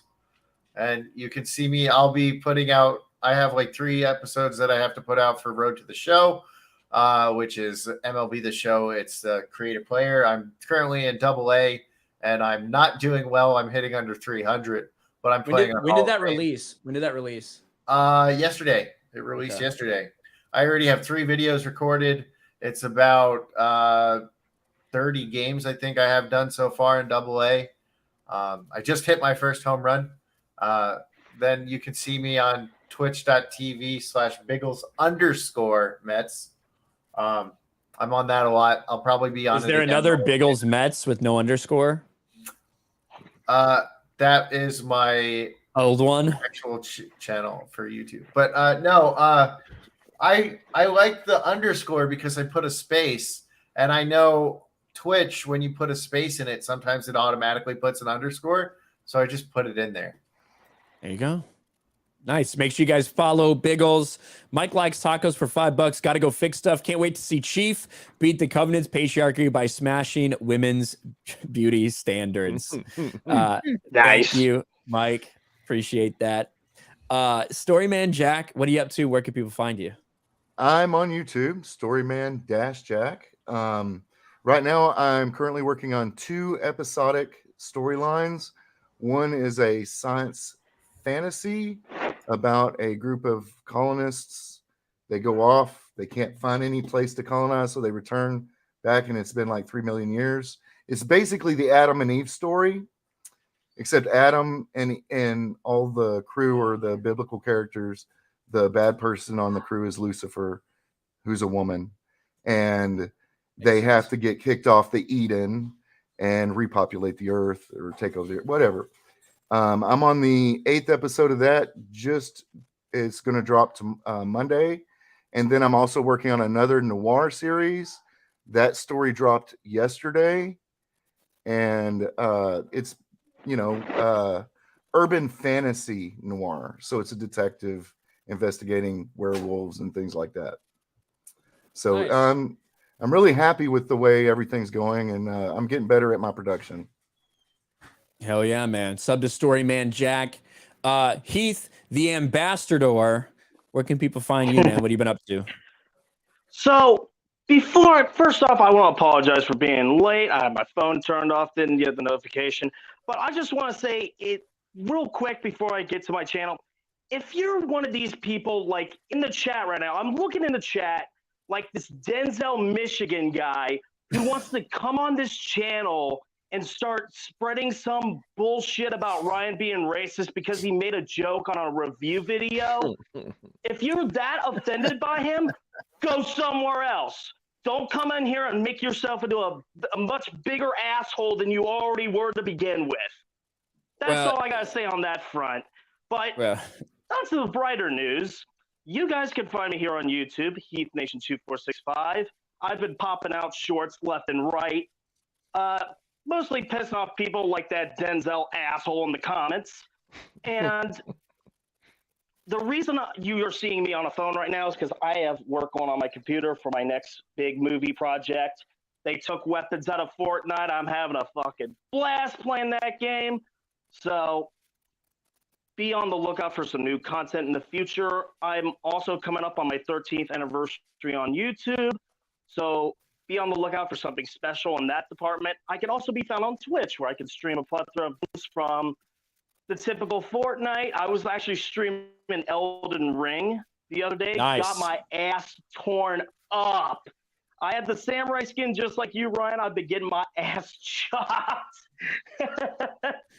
But yeah, I'm loving Elden yeah. Ring, man. I'm probably gonna play some more tonight on Twitch. So yeah, it's a fun experience. I've been enjoying it, even though I've been getting slaughtered left and right.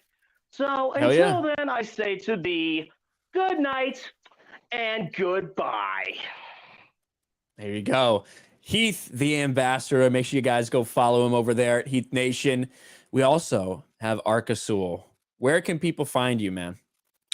You can find me on Twitch. I stream Elden Ring, of course, like everyone else, but I'm starting to branch out. I just played the no build on Fortnite.